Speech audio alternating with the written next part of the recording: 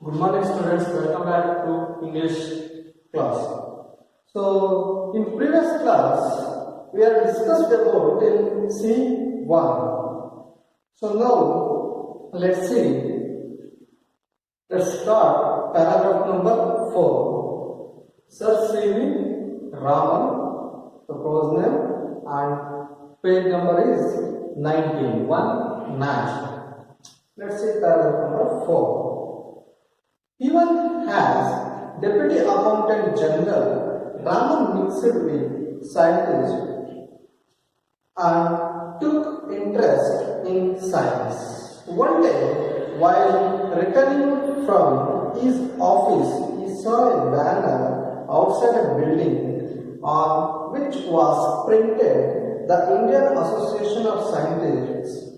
At the sight of that banner, Raman got off the moving train and went to meet the scientists who had gathered in that building.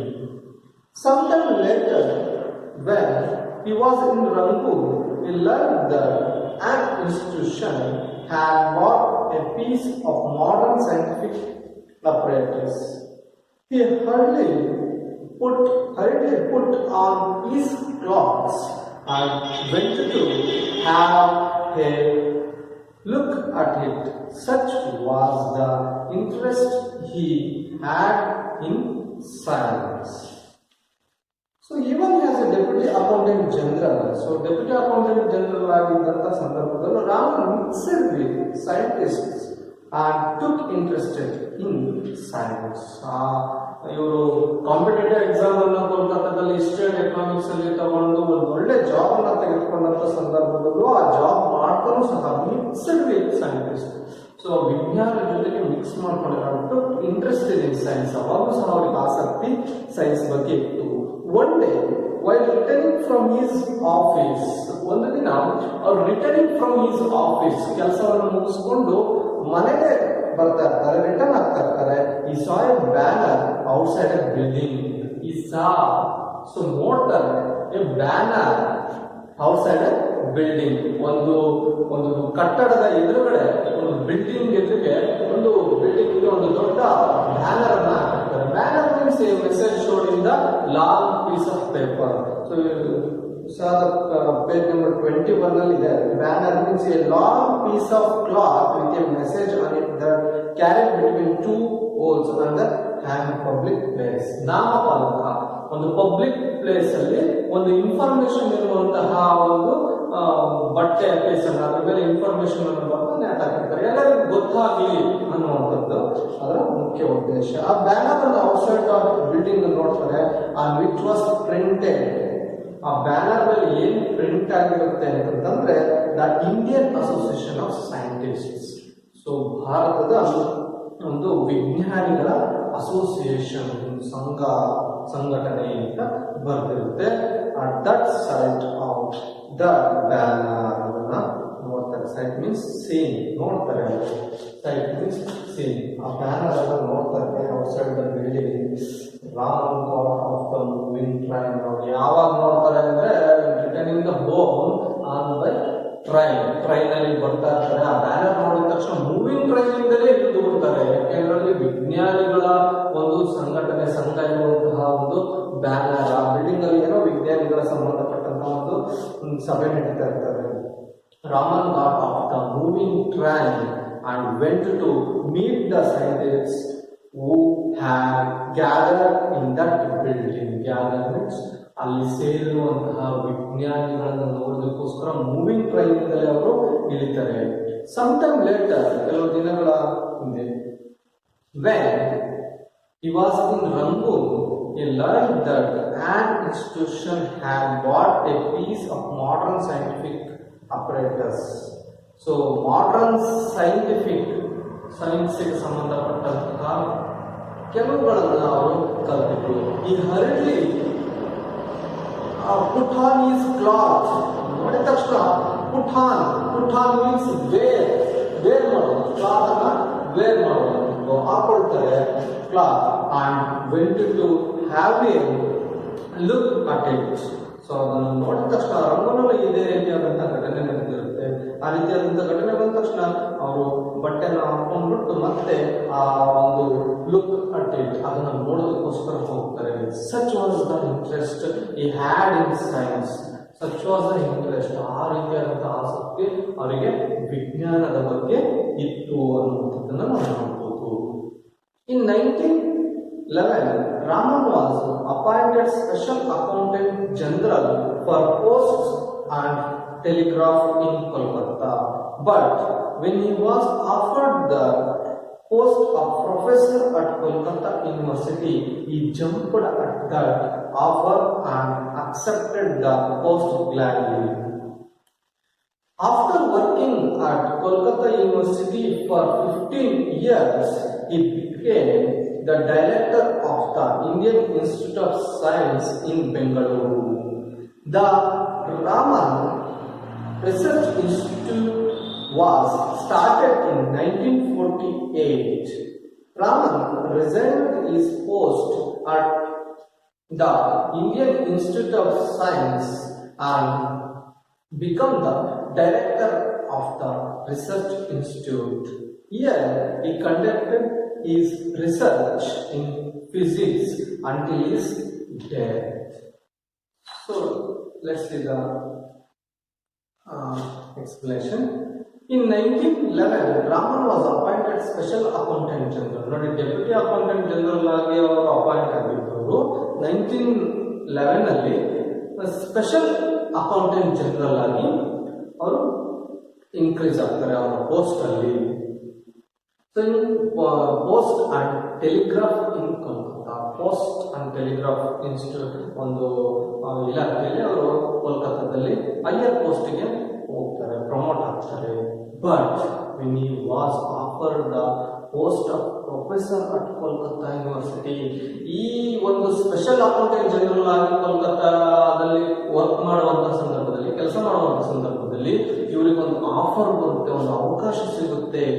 ಆ offer ಏನಪ್ಪಾ ಅಂತಂದ್ರೆ professor, post of professor at Kolkata University. Kolkata ಯೂನಿವರ್ಸಿಟಿಯಲ್ಲಿ ಒಂದು professor ಆಗಿ ಕೆಲಸ ನಿರ್ವಹಿಸುವಂತಹ ಒಂದು offer ಇವರಿಗೆ ಸಿಗುತ್ತೆ.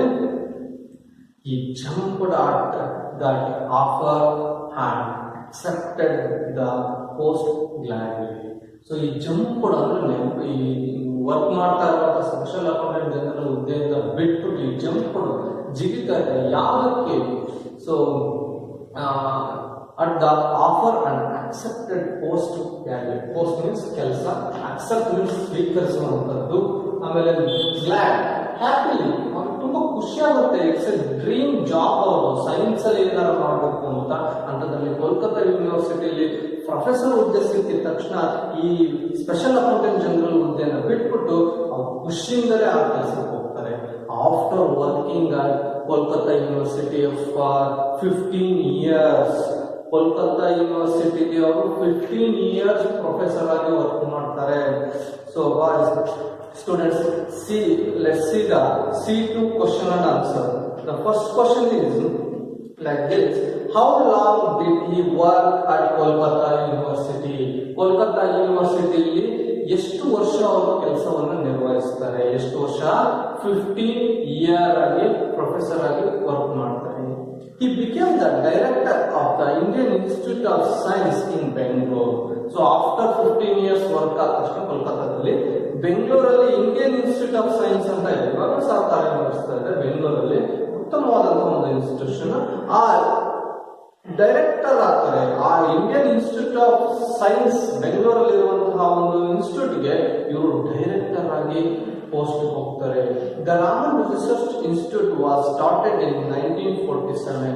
ಈ director of the Indian institute of science ಅಲ್ಲಿ ರಾಮನ್ ಅವರು ಡೈರೆಕ್ಟರ್ ಆಗಿ ಕೆಲಸ ನಿರ್ವಹಿಸ್ತಾ ಇರ್ತಾರೆ. ಯೂನಿವರ್ಸಿಟಿ, ಕೋಲ್ಕತ್ತಾ ಯೂನಿವರ್ಸಿಟಿಲಿ 15 ವರ್ಷ ಪ್ರೊಫೆಸರ್ ಆದ್ಮೇಲೆ ಬೆಂಗಳೂರಲ್ಲಿ ಇಂಡಿಯನ್ ಇನ್ಸ್ಟಿಟ್ಯೂಟ್ ಆಫ್ ಸೈನ್ಸ್ ಅಲ್ಲಿ ಅವರು ಡೈರೆಕ್ಟರ್ ಆಗ್ತಾರೆ.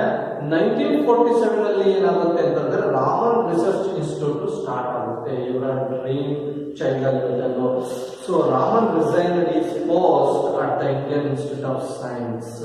ಯಾವಾಗ ರಾಮನ್ ರಿಸರ್ಚ್ ಇನ್ಸ್ಟಿಟ್ಯೂಟ್ ಇವರೇ ಓನ್ ಆಗಿ ಸ್ಟಾರ್ಟ್ ಮಾಡ್ತಾರೆ, ಅವಾಗ ಬೆಂಗಳೂರಲ್ಲಿದ್ದಂತಹ ಇಂಡಿಯನ್ ಇನ್ಸ್ಟಿಟ್ಯೂಟ್ ಆಫ್ ಸೈನ್ಸ್ ನ ಅವರು ಡೈರೆಕ್ಟರ್ ಆಗಿರ್ತಾರಲ್ಲ ಆ ಪೋಸ್ಟ್ ಗೆ ರಿಸೈನ್ ಮಾಡ್ತಾರೆ and became the director of the research institute. ಇವರ ಸಂಶೋಧನೆಯ ಒಂದು ಸಂಸ್ಥೆ ಸ್ಥಾಪನೆ ಮಾಡಿದಾಗ ಅದಕ್ಕೆ ಇವರು ಡೈರೆಕ್ಟರ್ ಆಗ್ತಾರೆ. ಇಂಡಿಯನ್ ಇನ್ಸ್ಟಿಟ್ಯೂಟ್ ಆಫ್ ಸೈನ್ಸ್ ಗೆ ಅವರು ರಿಸೈನ್ ಮಾಡ್ತಾರೆ. So next, here he conducted his research in physics until his death. So 1947 ಅಲ್ಲಿ research Raman research institute start ಆಗುತ್ತಲ್ಲ, ಅಲ್ಲಿ ಅವರು ಕಂಡಕ್ಟೆಡ್ ಈಸ್ ರಿಸರ್ಚ್, ಸಂಶೋಧನೆಗಳನ್ನು ಮಾಡ್ತಾರೆ. ಇನ್ ಫಿಸಿಕ್ಸ್ ಅಲ್ಲಿ ಸಂಶೋಧನೆಗಳನ್ನು ಮಾಡ್ತಾರೆ. ಎಲ್ಲಿವರೆಗೂ?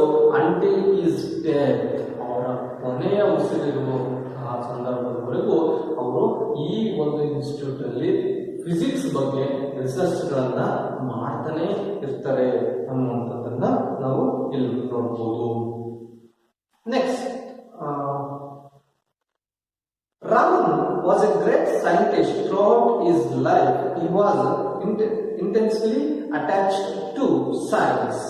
For the sake of science, he gave up the highly paid post of Special Accountant General and accepted professorship at Kolkata University.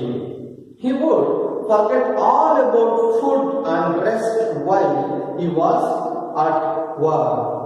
And his wife had often to tell him that his breakfast or coffee was getting cold.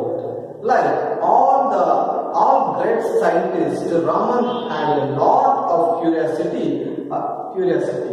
Earlier in his life, while on a voyage to Europe, he saw the wonderful blue of the Mediterranean Sea. This led to his work on the laws of light scattering in liquids, and it ended in his discovery of the Raman effect. He was awarded the Nobel Prize for this in 1930. So Raman was a great scientist. ಇವರೊಬ್ಬರು ಶ್ರೇಷ್ಠವಾದಂತಹ ವಿಜ್ಞಾನಿಯಾಗಿದ್ದು throughout is life, ಅವರ ಇಡೀ ಜೀವನದಲ್ಲಿ ಅವರು ಉತ್ತಮವಾದಂತಹ ಒಬ್ಬರು ವಿಜ್ಞಾನಿಯಾಗಿದ್ರು. He was intensely attached to science. Attached, ಯಾವಾಗಲೂ ಅನ್ಕೊಂಡಿರುವಂಥದ್ದು ಯಾವುದಕ್ಕೆ?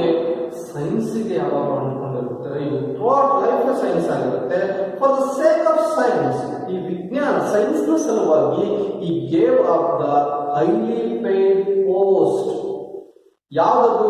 The special accountant general. ನೋಡಿ, ಇವರು ಸೈನ್ಸ್ಗೋಸ್ಕರ ಹೈಲಿ ಪೇಡ್ ಅಂದ್ರೆ ತುಂಬಾ ಹೆಚ್ಚು ಸ್ಯಾಲರಿ ಇರುವಂತಹ ಜಾಬ್. ಸ್ಪೆಷಲ್ ಅಕೌಂಟೆಂಟ್ ಜನರಲ್, ಅಲ್ಲಿ ಡೆಪ್ಟಿ ಅಕೌಂಟೆಂಟ್ ಜನರಲ್ ಆಗಿ ಅಪಾಯಿಂಟ್ ಆಗಿರ್ತಾರೆ. ಸ್ಪೆಷಲ್ ಅಕೌಂಟೆಂಟ್ ಜನರಲ್ ಆಗಿ ಪ್ರಮೋಟ್ ಆಗಿರ್ತಾರೆ ಸಿ ವಿ ರಾಮನ್ ಅವರು ಕೋಲ್ಕತ್ತಾದಲ್ಲಿ.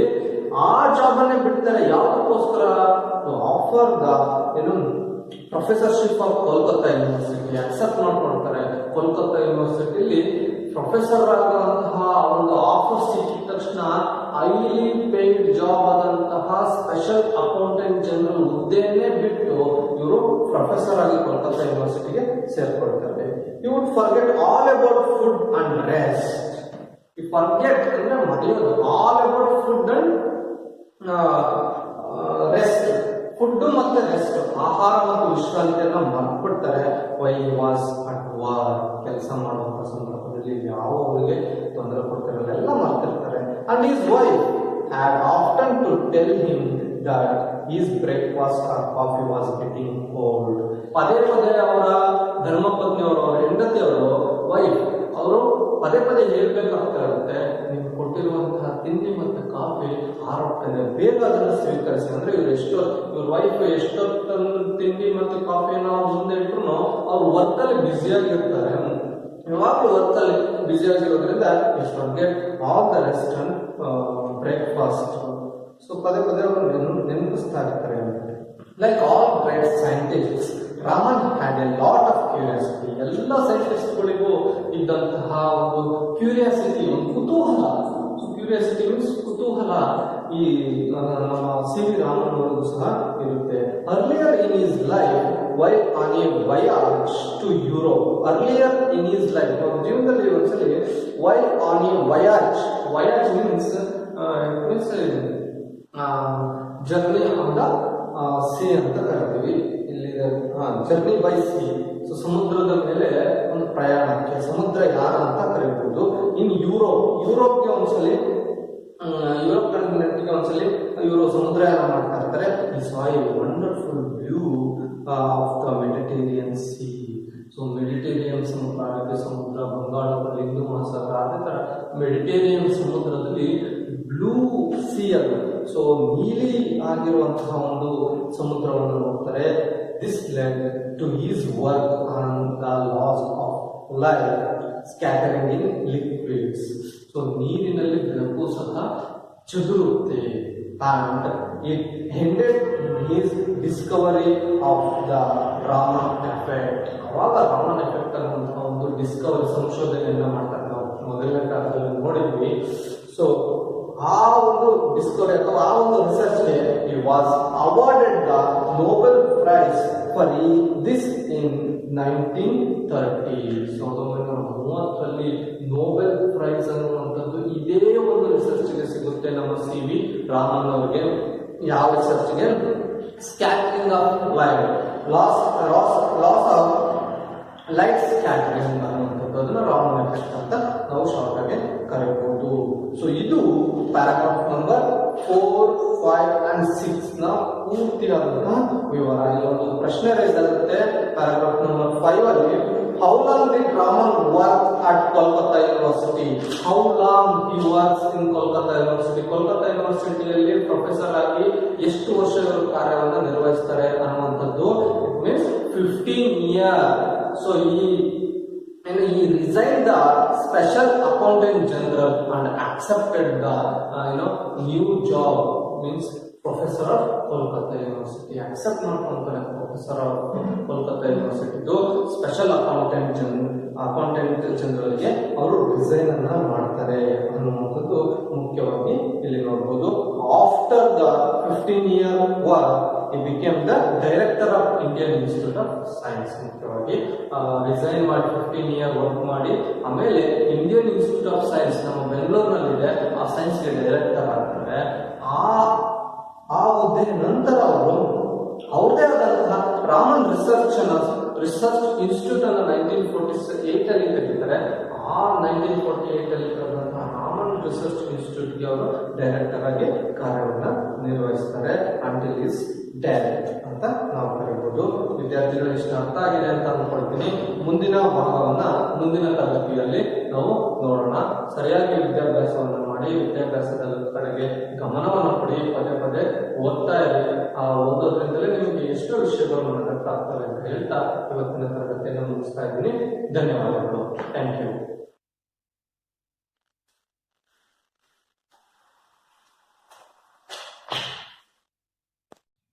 Today, let's start the paragraph number 7. Raman was a kind man. He helped who were in difficulty. When he was working as the deputy accountant general, a villager went to him with some 100-rupee notes. Any other person perhaps would have turned the villager away, but Raman took pity on the villager, examined the notes himself, and allowed the villager to exchange the burnt notes for new ones. Once at the Raman Research Institute, a candidate was not given admission as he did not do well in his test. When his traveling allowance was paid, the candidate found that he had received more. He returned to the office to pay back the excess amount. When Raman came to know of this, he liked the candidate's honesty and admitted him to the institute. The candidate was not able to make out why he was admitted when he had not done well in his tests. It seems Raman told the candidate, you to the institute because of your character. You are not very good physics, but I can teach you. So let's see in Kannada. Raman was A kind man. ಅವನೊಬ್ಬ ಹೃದಯವಂತಿಕೆ ಇರುವಂತಹ ಒಬ್ಬ ವ್ಯಕ್ತಿಯಾಗಿದ್ದ ನಮ್ಮ C V Raman. He helped people when they were in difficulty. So helped ಅಂದರೆ ಸಹಾಯ ಅಂತ. ಈ helped people, ಜನರಿಗೆ ಯಾವಾಗ ಕಷ್ಟ ಬರ್ತಾ ಇತ್ತೋ ಅವಾಗ ಅವನು ಸಹಾಯವನ್ನು ಮಾಡ್ತಾ ಇದ್ದ. When he was working has the deputy accountant general. So ಒಮ್ಮೆ ಡೆಪ್ಯೂಟಿ ಅಕೌಂಟೆಂಟ್ ಜನರಲ್ ಆಗಿ ಕೆಲಸ ನಿರ್ವಹಿಸ್ತಾ ಇರುವಂತಹ ಒಂದು ಸಂದರ್ಭದಲ್ಲಿ a villager went to him with some badly burnt 100 rupees note.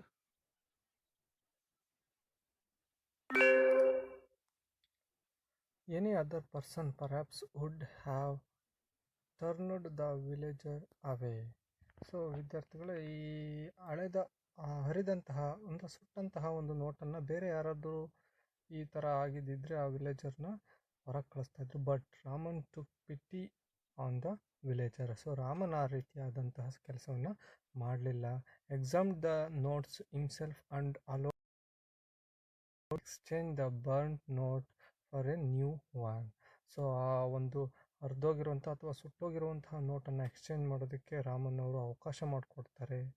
Once at the Raman Research Institute, a candidate was not given admission as he did admitted is do well in his test.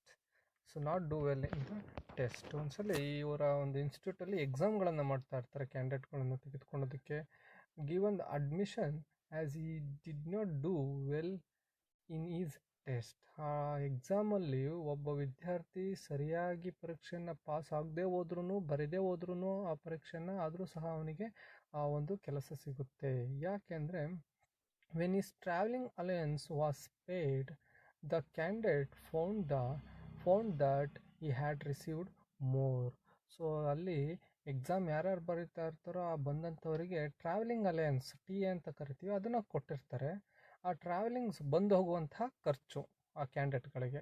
ಆ ಬಂದು ಹೋಗುವಂತಹ ಖರ್ಚಲ್ಲಿ ಆ ಕ್ಯಾಂಡಿಡೇಟಿಗೆ ಕೊಟ್ಟಂತಹ ಹಣದಲ್ಲಿ ಈ found that candidate found that he had received more.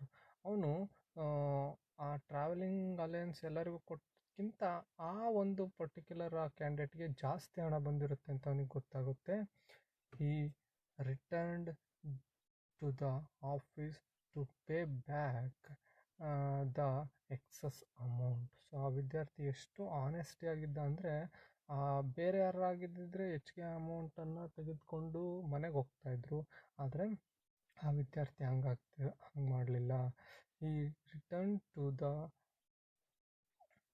Office, ಅವನು ಆ ಆಫೀಸಿಗೆ ರಿಟರ್ನ್ ಆಗ್ತಾನೆ to pay back the excess amount.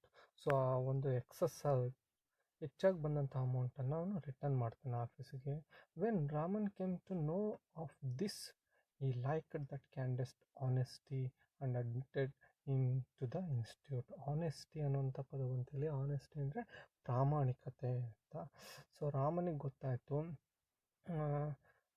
Raman came to know this, ಈ ವಿಷಯ ಗೊತ್ತಾದ ತಕ್ಷಣ ಈ ಲೈಕ್ಡ್ ದ ಕ್ಯಾಂಡಿಡೇಟ್ಸ್ ಆನೆಸ್ಟಿ, ಅವನಿಗೆ ಅವನ ಪ್ರಾಮಾಣಿಕತೆ ಇಷ್ಟಾಯಿತು. And admitted him to the institute. ಅವನು ತನ್ನ ರಾಮನ್ ರಿಸರ್ಚ್ ಇನ್ಸ್ಟಿಟ್ಯೂಟ್ಗೆ ವಿದ್ಯಾರ್ಥಿಯನ್ನು ಪರೀಕ್ಷೆಯಲ್ಲಿ ಫೇಲ್ ಆದರೂ ಸಹ ಅವನು ಆನೆಸ್ಟಿಯನ್ನು ನೋಡಿಬಿಟ್ಟು ಆ ವಿದ್ಯಾರ್ಥಿಗೆ ಅಡ್ಮಿಟನ್ನು ಮಾಡಿಕೊಂಡ. The candidate was not able to make out why he was admitted. ಯಾಕೆ ನನ್ನನ್ನು ಈ ಇನ್ಸ್ಟಿಟ್ಯೂಟ್ ಅವರು ಇನ್ಸ್ಟಿಟ್ಯೂಟಲ್ಲಿ ನನಗೆ ಅಡ್ಮಿಷನ್ ದಾಖಲೆ ಸಿಕ್ತು ಅಂತ. When he had not done well in his test, ಆ ಟೆಸ್ಟಲ್ಲಿ ಅವನು ಸರಿಯಾಗೂ ಸಹ ಆನ್ಸರನ್ನು ಬರೆದಿರಲಿಲ್ಲ, ಫೇಲ್ ಆಗಿದ್ದ. It means it seems Raman told that candidate, Raman ಇದನ್ನು ಕ್ಯಾಂಡಿಡೇಟ್ಗೆ ಹೇಳ್ತಾ, I have admitted you to the institute because of your character.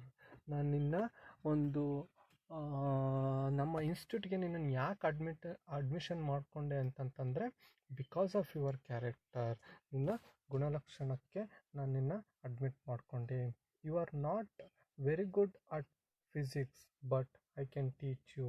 ನೀನು ಫಿಸಿಕ್ಸಲ್ಲಿ ನೀನು ಅಷ್ಟಾಗಿ ಕಲ್ತಿಲ್ಲ, ಪರೀಕ್ಷೆಯಲ್ಲಿ ಫೇಲ್ ಆಗಿದೆಯಾ, but I can teach you, ಆದರೆ ನಾನು ಹೇಳ್ಕೊಡ್ತೀನಿ ಫಿಸಿಕ್ಸ್ ಅಂತ ಹೇಳ್ಬಿಟ್ಟು ಆ ವ್ಯಕ್ತಿ, ಆ ಕ್ಯಾಂಡಿಡೇಟ್ಗೆ ಹೆಚ್ಚಿಗೆ ಆ ಮಾರ್ಕ್ಸನ್ನು ಆ ಎಕ್ಸಾಮಲ್ಲಿ ತೆಗೆದುಕೊಳ್ದೇ ಹೋದ್ರೂ ರಾಮನ್ ರಿಸರ್ಚ್ ಇನ್ಸ್ಟಿಟ್ಯೂಟಲ್ಲಿ ಅಡ್ಮಿಷನ್ ಸಿಗುತ್ತೆ. ಇದು ರಾಮನ್ ಅವರ ಒಂದು ಮುಖ್ಯವಾದಂತಹ ಗುಣಗಳಲ್ಲಿ ಒಂದು ಅಂತ ಹೇಳ್ಬೋದು.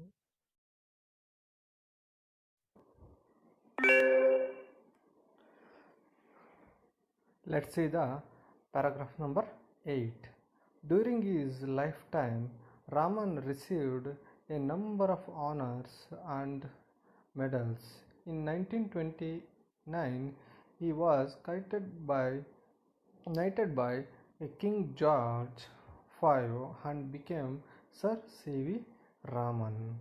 A number of universities honored him with doctorates. He was a member of many international scientific organizations. In 1954, the government of India awarded him Bharat Ratna.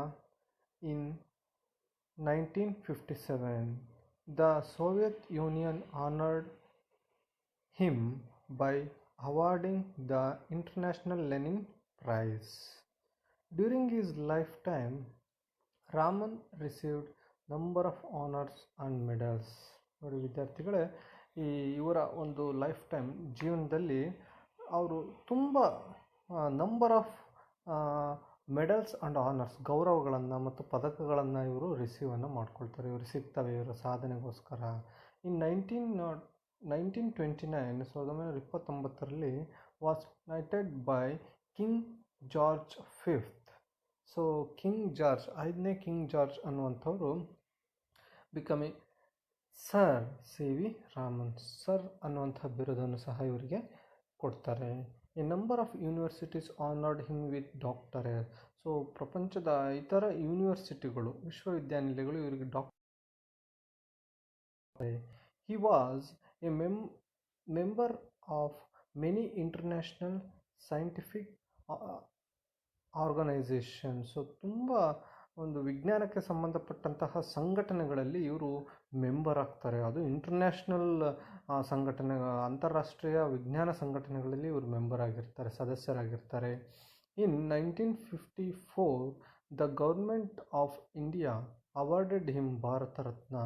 So 1954ರಲ್ಲಿ ನೋಡಿ, ಭಾರತದ ಇಟ್ಸ್ ಎ ಗ್ರೇಟ್ ಅವಾರ್ಡ್, ನಮ್ಮ ಇಂಡಿಯಾದಲ್ಲೇ ಅತ್ಯಂತ ದೊಡ್ಡ award ಏನಪ್ಪ ಅಂತಂತಂದರೆ ಅದು Bharat Ratna.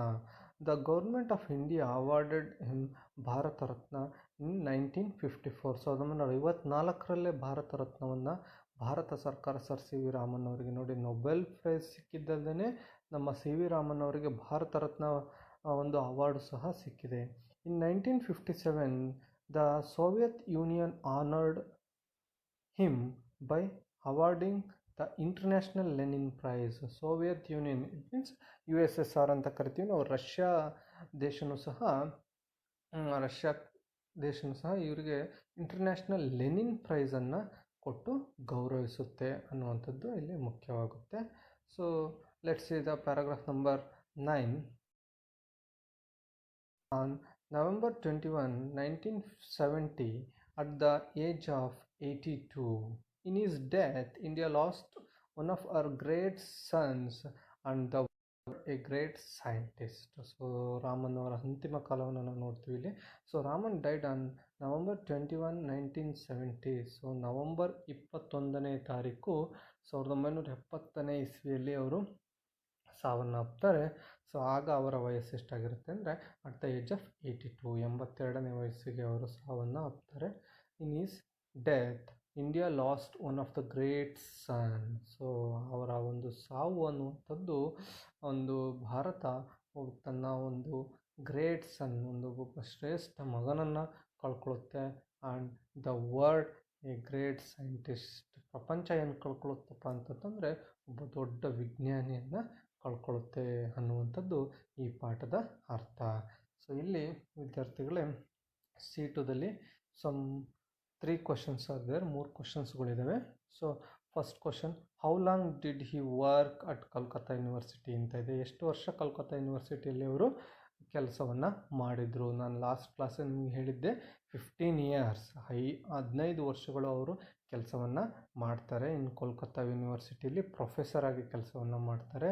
So ಇವರು ಅಕೌಂಟೆಂಟ್ ಜನರಲ್ ಆಗಿ ವರ್ಕ್ ಮಾಡುವಂಥ ಸಂದರ್ಭದಲ್ಲಿ ಕೋಲ್ಕತ್ತಾ ಯೂನಿವರ್ಸಿಟಿಯವರು ಪ್ರೊಫೆಸರ್ ಹುದ್ದೆಯನ್ನು ಆಫರ್ ಮಾಡಿದಾಗ ಇವರು ಅಲ್ಲಿಗೆ ಜಂಪ್ ಆಗ್ತಾರೆ ಅನ್ನುವಂಥದ್ದು. 15 years he worked in Kolkata university. Second question, what made Raman give up the highly paid post of special accountant general? ಏನು ಅವರಿಗೆ ಹೈಲಿ ಪೇಯ್ಡ್ ಜಾಬ್ ಆದಂಥ ಸ್ಪೆಷಲ್ ಅಕೌಂಟೆಂಟ್ ಜನರಲನ್ನು ಬಿಡೋದಕ್ಕೆ ಏನು ಮುಖ್ಯವಾದಂಥ ಕಾರಣ? Because of science. ಅವ್ರಿಗೆ ತುಂಬ ಸೈನ್ಸ್ ಬಗ್ಗೆ ಇಂಟ್ರೆಸ್ಟ್ ಆಗಿರುತ್ತೆ. ಸೊ ಹಾಗಾಗಿ ಅವರು ಸೈನ್ಸಲ್ಲಿ ಅಚೀವ್ಮೆಂಟನ್ನು ಮಾಡಬೇಕು ಅಂತ ಇರುತ್ತೆ. ಹಾಗಾಗಿ ಅವರು ಹೈಲಿ ಪೇಯ್ಡ್ ಜಾಬ್ ಆದಂಥ ಸ್ಪೆಷಲ್ ಅಕೌಂಟೆಂಟ್ ಜನರಲನ್ನು give up the highly paid job. How did the Soviet Union honoured him? Soviet Union ಯಾವ ರೀತಿ ಆನರ್ ಮಾಡುತ್ತೆ? Soviet Union awarded him by the international Lenin prize. ಇಷ್ಟು ವಿದ್ಯಾರ್ಥಿಗಳೇ ಈ ಪಾಠದ ಸಂಪೂರ್ಣವಾದಂತಹ ವಿವರ. ಐ ಹೋಪ್ ನಿಮಗೆ ಈ ಪಾಠ ಸಂಪೂರ್ಣವಾಗಿ ಅರ್ಥ ಆಗಿದೆ ಅಂತ ಅಂದ್ಕೊಳ್ತೀನಿ. ಚೆನ್ನಾಗಿ 2-3 ಸಲ ಓದ್ಕೊಳ್ಳಿ. And C1 and C2 and C3ದಲ್ಲಿರುವಂತಹ ಎಲ್ಲ ಪ್ರಶ್ನೆಗಳಿಗೆ ನೀವೇ ಸ್ವಂತವಾಗಿ ಆನ್ಸರನ್ನು ಬರೆಯೋದಕ್ಕೆ ಟ್ರೈ ಮಾಡಿ ಅಂತ ಹೇಳ್ತಾ ಇವತ್ತಿನ ಈ ತರಗತಿಯನ್ನು ಮುಗಿಸ್ತಾ ಇದ್ದೀನಿ. Thank you very much.